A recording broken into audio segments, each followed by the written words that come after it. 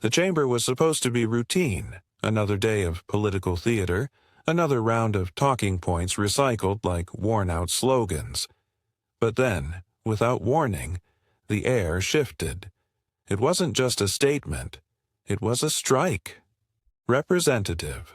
Jasmine Crockett leaned forward, eyes steady, voice sharp enough to cut through marble. The words she unleashed were so precise, so unflinching, that the entire room seemed to collapse into silence. You could see it in the faces of her colleagues. Brows furrowed, jaws tightened, a few even smirked nervously as if trying to disguise their own disbelief. Phones rose like reflexes, capturing history in real time. For one suspended second, every cough, every shuffle of paper, every breath stopped. Crockett's voice carried not just power, but an unshakable certainty, the kind that makes opponents flinch before they even realize why. The moment didn't just sting, it resonated. Like the crack of a gavel, it reverberated through the walls, ricocheting into every corner of the chamber. Those who had come to dismiss her, to underestimate her, suddenly realized they had underestimated the wrong woman. In a place where arrogance often drowns out truth, Crockett's words landed with the finality of a verdict. And it wasn't only the people in the room who felt it. Within seconds, clips began to travel, tiny digital sparks igniting a wildfire of attention. The stunned silence became the soundbite. The stillness became the story. She hadn't raised her voice. She hadn't needed to. Her calm, razor-edged clarity did the work for her. For supporters watching beyond those chamber walls, it was validation that their frustrations, their dignity, their hope could be voiced with elegance and force.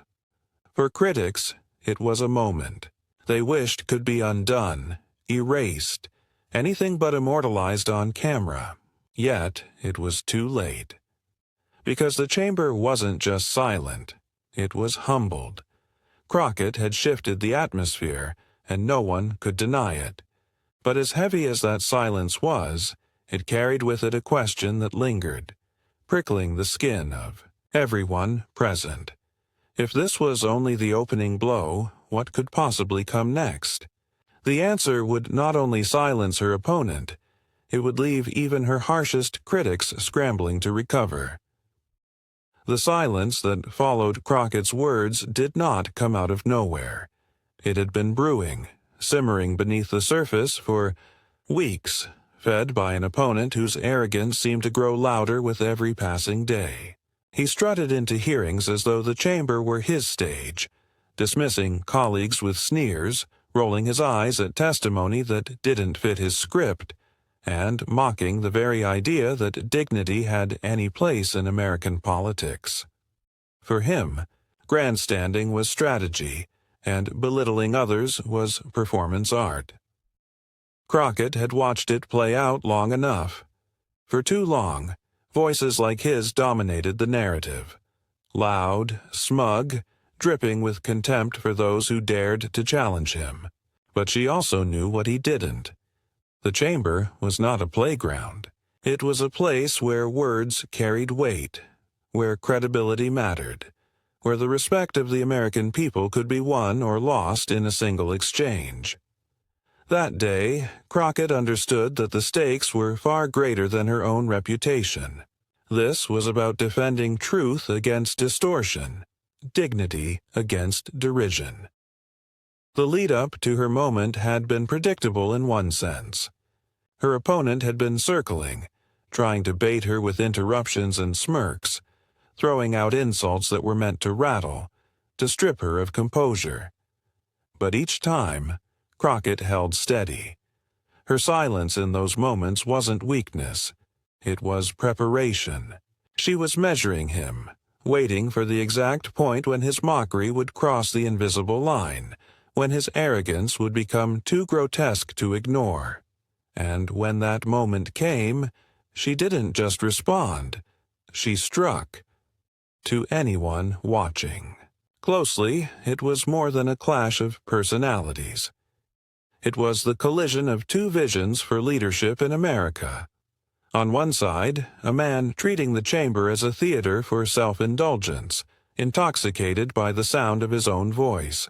On the other, a woman who carried the weight of her community, her state, her very identity, into the arena. Crockett wasn't there to perform. She was there to defend the principles that had been trampled underfoot: fairness, truth, and respect.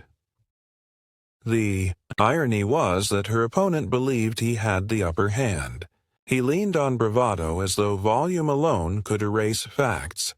He believed interruptions could throw her off balance. He believed her silence was surrender.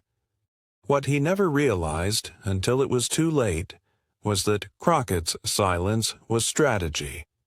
An arrow pulled back, building tension before release. When her words finally cut through the air, they carried more than just sharp phrasing. They carried the weight of every moment she had been dismissed, every eye roll she had endured, every attempt to sideline her voice. The audience knew it too. They felt the stakes shift instantly. This was no longer just about an exchange in the chamber. It was about whether arrogance would continue to dominate, or whether dignity would finally rise above it. And if you thought that line was sharp, if you thought the silence it created was the peak of the showdown, you'd be mistaken, because Crockett hadn't even begun dismantling the argument. What came next would not just silence the room. It would expose the cracks in her opponent's armor, one devastating word at a time. To understand the magnitude of what happened in that chamber, you have to understand the man who sat across from Jasmine Crockett, the one who thought he could bend the room with arrogance alone. He had built his reputation not on policy or substance, but on spectacle. For years, his presence had been defined by dismissive quips, grandstanding interruptions, and a talent for turning serious hearings into late-night punchlines. Colleagues knew him as the man who mistook volume for authority. Every time he opened his mouth, he seemed less interested in debate than in domination. His comments dripped with condescension, not just toward political opponents, but toward the very idea of accountability. He mocked expertise, sneered at evidence, and wore his disdain like a badge of honor. To him, truth was negotiable, but attention was currency, and he never stopped cashing in. The arrogance was not subtle. In one infamous exchange, he brushed off a witness with decades of experience, interrupting her with a smirk and a line so dismissive it ricocheted across social media as an emblem of disrespect. In another, he mocked the accent of an immigrant, testifying before the committee, laughing as though the chamber itself existed for his amusement. These weren't slips of the tongue. They were habits, patterns of contempt polished over time until they became part of his political brand. And yet, when pressed about his behavior, he cloaked himself in the language of straight talk. He claimed to be the voice of the people, the one unafraid to say what others wouldn't. But beneath that mask of authenticity was something far less noble, because when the spotlight turned away, when the sound bites faded, his record told a different story. Broken promises, flip-flopped positions, and a pattern of siding with power over people. The contradictions were glaring. He railed against government waste while billing taxpayers for lavish travel. He thundered about family values while his personal scandals leaked across tabloids. He denounced corruption yet brushed shoulders with lobbyists whose interests shaped his every vote. The hypocrisy was not hidden. It was open, almost daring the public to care, and for too long, many didn't. That's what made him dangerous. His antics distracted from the emptiness beneath them. The smirks, the dismissals, the grandstanding, these were tools, sleights of hand designed to pull focus away from the fact that when it came to substance, there was none.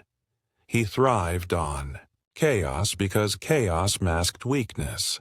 He thrived on noise because noise drowned out questions he couldn't answer. And so he strutted into the chamber that day with the same performance he had perfected for years.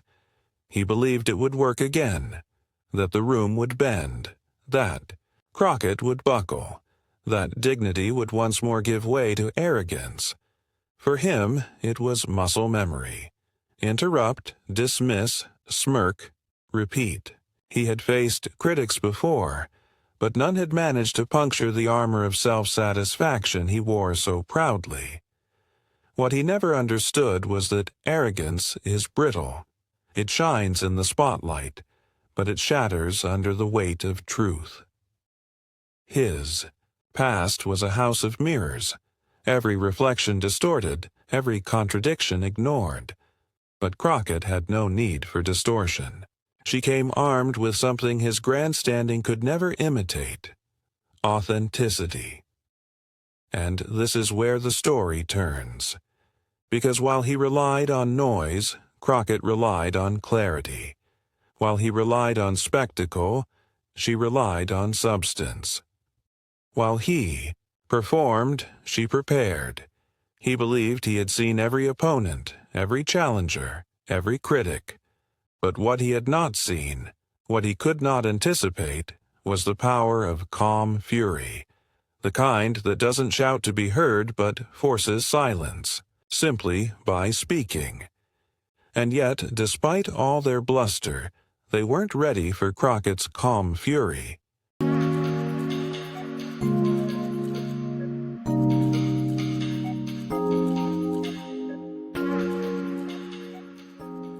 Long before she stood in that chamber, long before cameras captured her words and sent them ricocheting across the country, Jasmine Crockett had been shaped by a journey that taught her resilience the hard way. To understand why her voice carried such weight that day, you have to start in Texas, where she was raised with the understanding that life would not hand her opportunities. She would have to carve them out herself. Her roots were humble, but they were strong. Growing up, she witnessed the quiet struggles of neighbors who worked long hours but still lived paycheck to paycheck. Families who carried dignity even when society tried to strip it away. Crockett absorbed those lessons young.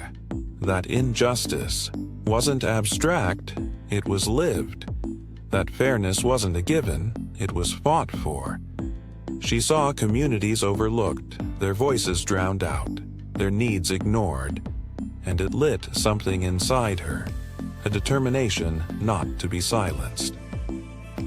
Her path led her into law, but not the polished corner office law of corporate towers. Crockett became the kind of attorney who stood beside those who couldn't afford expensive defense, the kind who stepped into courtrooms where bias was thick in the air and still argued with unshaken conviction. She took on cases that others overlooked, often with little more than her own grit as armor. Each battle honed her. Each injustice she confronted became another layer of steel. It wasn't easy. The obstacles were relentless. She faced the patronizing looks from those who believed a young black woman had no place in a courtroom. She faced the dismissive tones of opposing counsel who assumed she would falter. She faced the grinding reality of cases that stretched her thin, testing her patience, her resolve, her very sense of possibility. But every barrier that was meant to break her only tempered her resolve. With each trial, with each uphill fight, she learned how to carry herself under pressure, how to let composure become its own form of power. Her transition into politics was not the pursuit of spotlight. It was the continuation of service. She stepped into public office not to play the game, but to change its rules. Her rise wasn't built on privilege or pedigree, but on the same resilience that had carried her through courtrooms stacked against her. Voters saw it. They felt it. They recognized someone who didn't just speak about struggle but had lived it. Someone who didn't just talk about justice but fought for it day after day. That authenticity became her strength. In a world of politicians rehearsed to perfection, Crockett's flaws made her real. Her determination made her magnetic. When she spoke, it wasn't from a script handed down by consultants. It was from scars, from memory, from battles survived. That is why her words resonated not just as rhetoric, but as truth. This was no ordinary lawmaker. This was someone forged in fire.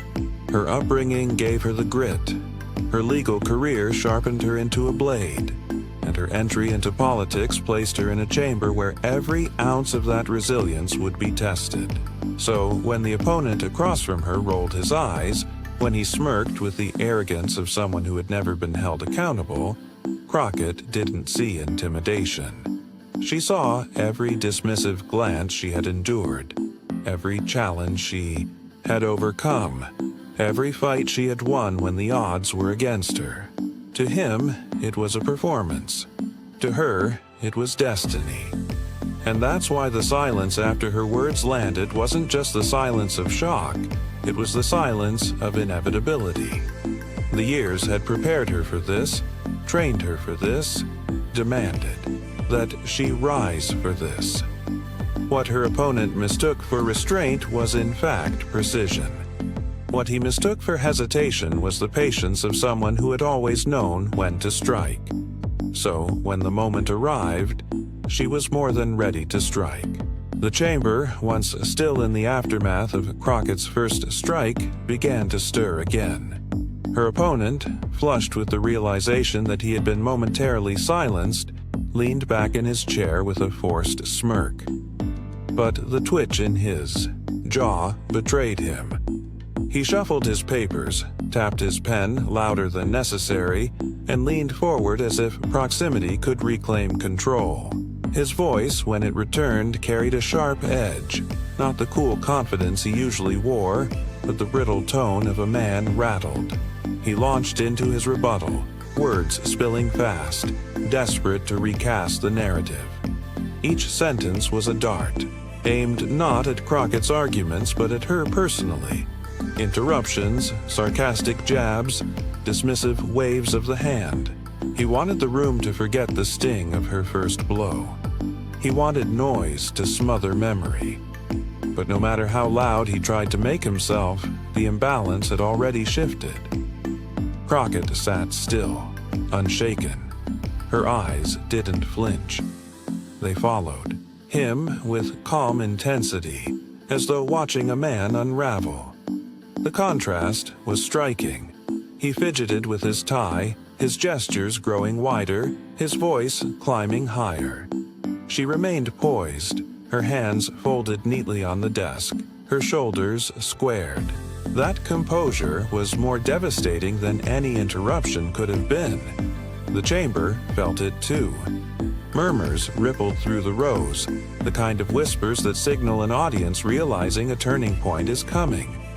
Some leaned in, sensing tension, thickening. Others avoided eye contact altogether, unwilling to be caught in the orbit of what was about to explode. The villain's voice cracked slightly as he insisted he had facts on his side, his volume straining to cover the weakness in his tone. And then came the moment that defined the escalation. He slammed his hand on the desk, forcing a few startled gasps from the chamber. His face burned with agitation as he accused Crockett of being emotional, a word he wielded like a weapon, meant to dismiss and diminish her presence. But the word hung awkwardly in the air, turning on him instead. Everyone could see that. It wasn't Crockett who had lost control. It was him. She tilted her head slightly, almost with pity, but said nothing. That silence was its own form of power. It exposed him, left him shouting into a void while she sat unbothered, untouched. By the storm he tried to conjure. The murmurs grew louder now, shifting into quiet chuckles, a few shaking heads. The room was beginning to side with dignity over bluster, patience over panic. Still, he pressed on, desperate. He pointed, he interrupted, he talked over her, but every attempt seemed to erode his authority further. His theatrics revealed not dominance, but desperation. And all the while, Crockett waited, watching, listening, letting his unraveling become the stage for her composure. When she finally adjusted, her microphone, the subtle gesture alone was enough to draw the chamber back into silence. Everyone knew what was coming. The villain's rant trailed off into muttered fragments, as though even he realized the futility of his noise against the weight of her impending response. The stillness returned, more profound than before. Crockett leaned forward, her gaze steady, her tone measured. She had no need for theatrics, no need for raised voices or slammed desks. Her power came from precision, and the anticipation in the room reached a fever pitch. And then, Crockett delivered the words that would echo across the internet. The microphone barely crackled as Jasmine Crockett leaned forward, her calmness radiating like a quiet storm. The chamber froze once more. Every shuffle of paper, every cough, every shifting chair falling away into silence. Her opponent had burned. Through his theatrics, his voice frayed from shouting over shadows. Now it was her turn, and she did not waste a single breath. Her first words were delivered softly, almost too softly, forcing the room to lean in. "You call me emotional," she said, her tone measured, deliberate. "But what's really emotional is watching someone mistake arrogance for strength." The sentence struck like a gavel. Gasps rippled across the chamber, the kind of collective intake that signals the audience knows they are witnessing something irreversible. Cameras lifted higher, lenses blinking like stars across the room. Her opponent shifted in his seat, trying to conjure another smirk, but it collapsed before it could form. Crockett had already moved to her next line, building with the patience of someone who knows she holds the high ground. "You talk about facts," she continued, her eyes never breaking from his, "but facts require honesty, and honesty requires courage. You've shown neither." Each pause was purposeful, giving the words weight, giving the chamber time to feel the sting. The villain tried to interrupt, his voice cracking mid-sentence, but Crockett raised a single hand, not forcefully, not rudely, simply with the quiet authority of someone who had earned the right to be heard. And the interruption died in his throat. The silence that followed was not courtesy, it was surrender. Her voice grew steadier, stronger, resonating like a melody carried on conviction. "I didn't come here to trade insults. I didn't come here to entertain. I came here because people outside these walls, hardworking families, immigrants chasing their first chance, communities dismissed for generations, deserve to know that their voices still matter." The chamber erupted in murmurs.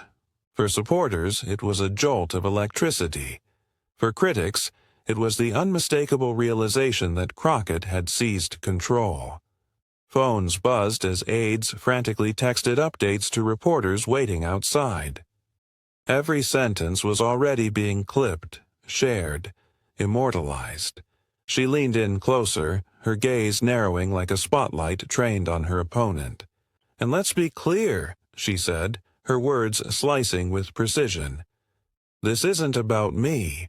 It's about a pattern, your pattern. The pattern of mocking, dismissing, grandstanding, all while doing nothing for the people who sent you here." The chamber stilled again. Her opponent squirmed, his collar tightening, his palms pressing flat against the desk as though anchoring himself. "Do you want to talk about respect?" she asked, her tone rising just slightly, a controlled crescendo. Respect is earned by service, not demanded by shouting. Respect is earned by truth, not by twisting it into a performance. At that, the crowd audibly murmured. A few members even nodded, unable to hide their agreement. Her opponent's face flushed deeper, his lips parting as though to respond, but no words came. The smirk was gone. The bravado was gone. All that remained was the uncomfortable realization that he had been cornered, not by insults but by dignity sharpened into a weapon. Crockett pressed forward, sensing the unraveling. You can wave your hand at me, you can roll your eyes, you can even try to shout me down, but you cannot erase the truth. And the truth is that you are rattled, because arrogance has met its match. The chamber gasped again. A few even clapped, before remembering where they were. Crockett did not bask in it. She did not need to. She kept her focus locked, her tone unwavering. Line by line, she dismantled him. She reminded the chamber of his hypocrisy, his crusade against waste while enjoying perks on the taxpayer's dime, his claims of family values while his personal scandals splashed across headlines, his supposed defense of ordinary people while he sided with lobbyists time and again. Each revelation landed heavier than the last, a rhythm of strikes that left no room for escape. Her opponent slumped slightly, his earlier bravado dissolving into a restless shuffle of papers he no longer read. He avoided her gaze, staring at the desk as if it could provide refuge. The room saw it. The cameras saw it. America would see it. Crockett, meanwhile, grew stronger with each word. Her voice carried the cadence of a lawyer who had argued in tougher rooms, the certainty of a woman who had weathered storms and emerged sharper. She wasn't just speaking for herself. She was channeling every silenced voice, every dismissed community, every immigrant told to wait their turn. And let me say this plainly, she concluded, her words ringing clear. I am not here to win your approval. I am here to remind you, and everyone watching, that arrogance will always collapse under the weight of truth. Always. The chamber broke into low, stunned murmurs again, the kind that swell like an undertow. Phones vibrated endlessly now, clips shooting through the digital bloodstream at lightning speed. Hashtags began to form, memes were born in real time. Her opponent sat deflated, his face pale, his eyes downcast. Crockett leaned back, her composure unbroken, her point delivered with the finality of a verdict. She didn't need to raise her voice. She didn't need to gloat. The silence that followed was proof enough. She had taken the stage, and he had been left in ruins. But outside these walls, the real explosion was just beginning. The chamber still buzzed with stunned murmurs, but the real eruption was happening far beyond those walls. Within minutes of Jasmine Crockett's final words, clips of her takedown had leapt onto social media like sparks in dry grass. Twitter feeds lit up, hashtags multiplied, Eacher Crockett clapback, Eacher truth over arrogance, Mick drop queen. By the end of the hour, her name was trending not just in Washington, not just in Texas, but worldwide. The video was short, sharp, and devastatingly effective. 10 seconds of her icy, calm hand raised to silence her opponent. 20 seconds of her steady voice, calling out hypocrisy. 45 seconds of a smirk crumbling on live television. That was all it took. Millions watched, millions cheered. Some replayed it again and again, savoring the rhythm of her sentences the way one savors a song. Others clipped their favorite lines, overlaying them with bold text and flashing captions, transforming her into both headline and meme in real time. Commentators were quick to pounce. Progressive anchors hailed it as a masterclass in composure. Late-night hosts replayed the clip with gleeful laughter, one quipping, "That wasn't a rebuttal, it was a demolition." Even veteran journalists, usually restrained, admitted they had not seen such a commanding moment in years. One tweeted, "This isn't just a soundbite. This is a seismic shift in how leadership looks when dignity meets fire." Celebrities added fuel to the blaze. Actors, athletes, musicians, all, eager to bask in the glow of her precision strike, shared the clip with their own captions of awe. A Grammy-winning singer wrote, "This is the energy we need in every room where truth is under attack." A basketball star added, "She didn't just hold her ground, she owned it." The collective amplification turned a viral spark into a roaring blaze crossing languages, borders, and time zones. Meanwhile, memes multiplied at lightning speed.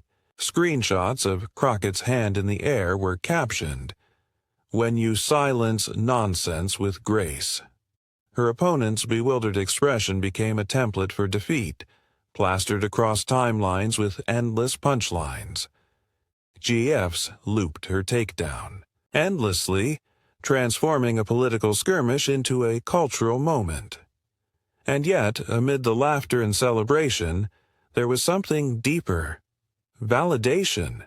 For communities long ignored, for voices long drowned out, Crockett's words carried weight beyond spectacle. Social media posts poured in from immigrants who felt seen, from young activists who felt energized, from parents who told their children, "This is what courage looks like." One viral thread read, "I watched this 3 times, not because it's funny, but because it's healing. Finally, someone who doesn't flinch when truth is under fire." The reach was staggering. By the end of the day, the clip had amassed tens of millions of views across platforms. News outlets scrambled to write articles not just about what Crockett said, but what it meant. Panel discussions erupted, some calling it the line of the year, others admitting grudging respect even while disagreeing with her politics. The consensus was undeniable. She had shifted the narrative. Inside the halls of power, the aftershocks were just as palpable. Allies whispered that her star was rising. Critics, once dismissive, now strategized nervously about how to avoid her crosshairs. Even those who had stayed silent during the exchange found themselves replaying the moment, wondering how one voice had so decisively claimed the room. And through it all, Crockett remained composed, neither gloating nor retreating. Her silence on social media in those first hours only added to the suspense, her restraint reminding the world that she did not need to chase attention. The moment itself was carrying her further than any press release could. The validation was intoxicating for her supporters, but it was also instructive. People studied the clip not just for entertainment, but as a model. Activists pointed to her composure as a blueprint. Don't yell, don't flail, don't take the bait. Stand, calm. Let truth do the work. What spread online was not only applause, but also a lesson in strategy. By nightfall, commentators declared it a defining moment, not only for Crockett but for anyone watching who believed in dignity as power. The words were being carved into the collective memory, not as an isolated clapback, but as a statement of principle. And yet, as the applause thundered across the digital world, the story was far from finished. Because Crockett was not content to let this be just a meme, a viral flare soon to fade. She was about to do something more, something that would transform, a fleeting internet triumph into a timeless lesson etched in political history. When the dust settled and the viral whirlwind reached its peak, Jasmine Crockett did something that separated her from the usual noise of politics. She refused to bask in the glow of internet fame, refused to turn the moment into a trophy. Instead, she reframed the entire clash, not as a personal victory, but as a lesson bigger than herself. Standing before a crowd days later, her voice carried the same calm authority that had silenced arrogance in the chamber. But this time, her message was not about dismantling an opponent. It was about lifting everyone else. Dignity, she said, pausing to let the word breathe, will always outlast hate. Service will always outshine arrogance. And truth, no matter how long it takes, will always echo louder than lies. The audience leaned in, sensing this was not a politician's flourish but a lived truth. Crockett spoke of the journey that brought her here, the struggles, the moments when silence would have been safer, the battles that demanded both grit and grace. Each word built upon the viral moment, transforming what the world had witnessed into something instructive. She reminded them that the clash in the chamber was not just about her. It was about anyone who has ever been dismissed, belittled, or told they didn't belong. In reframing the attack, she offered a mirror. The arrogance of her opponent wasn't confined to one man. It was a symbol of every barrier erected against those who dare to speak truth while being underestimated. But Crockett's calm defiance stood as a counter-symbol, proof that courage rooted in dignity can tear down even the loftiest walls of pretense.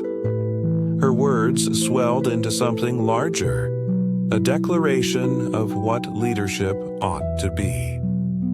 Not posturing, not belittling, not grandstanding for the cameras. Leadership, she said, is about service. Leadership is about remembering who you represent, not how loudly you can mock. Leadership is about standing steady when others try to shake you. And leadership is about ensuring the doors you walked through stay open for those who follow. The message resonated because it wasn't abstract. People in the room, and the millions watching later, could see themselves inside it. The immigrant mother who had been told her accent made her lesser. The young activist dismissed as too idealistic. The worker overlooked, the student silenced, the voter ignored. For them, Crockett's words weren't just a headline. They were validation. And then came the crescendo. Crockett leaned forward, her voice rising, not in anger, but in conviction. If you watched what happened in that chamber and felt proud, don't stop at pride. Stand with me. If you felt seen, don't stop at recognition. Raise your voice. This is not my story alone. It is our story. And the future we are fighting for will not be won by one mic drop. It will be won when each of us chooses dignity over hate, service over arrogance, and justice over silence. The room erupted, not with the shallow thrill of spectacle, but with the deeper current of purpose. People stood, clapped, shouted. Some cried. What had begun as a viral clip had become a movement moment, a chance to turn validation into action. Crockett had transformed what could have been just another political skirmish into something enduring, a reminder that the fight for representation and justice is collective. She had shown that even in the face of arrogance, one steady voice can remind us all of who we are and what we deserve. And as the applause echoed, the takeaway was clear. They were not just spectators. They were participants in the story, carriers of the same fire. because Crockett's mic drop was not an ending. It was an invitation to stand taller, speak clearer, and believe, without apology, that dignity will always win. Crockett left the room stunned, but that was only the spark. What began as a single exchange has grown into a ripple, a surge, a movement that refuses to be contained. Because moments like these are not accidents. They are reminders. Reminders that truth can silence arrogance, that dignity can outlast cruelty, and that courage, when spoken clearly, can echo across the nation. But here's the truth. One voice, no matter how powerful, cannot carry this fight alone. What Crockett ignited now belongs to all of us. If you felt that surge of pride watching her stand tall, if you felt that fire light up when she spoke, then this is your moment too. Don't let it stop at applause. Don't let it fade into memory. Share this story. Spread the message. Subscribe so you don't miss the next chapter of this struggle. Because every view, every share, every conversation you start is fuel. Fuel that keeps dignity at the center and arrogance on notice. This isn't just a political drama. It's a call to action. A chance to say we won't settle for mockery in the halls of power. We won't accept leaders who sneer instead of serve. And we won't sit quietly when someone like Crockett shows us how to fight with both strength and grace. So let this be more than a viral clip. Let it be the moment you chose to stand with something greater. The story doesn't end in that chamber. It begins with you. Together, we can turn one mic drop into a movement, one spark into a flame, and one victory into a future where dignity always wins. The next move belongs to us. Will you make it?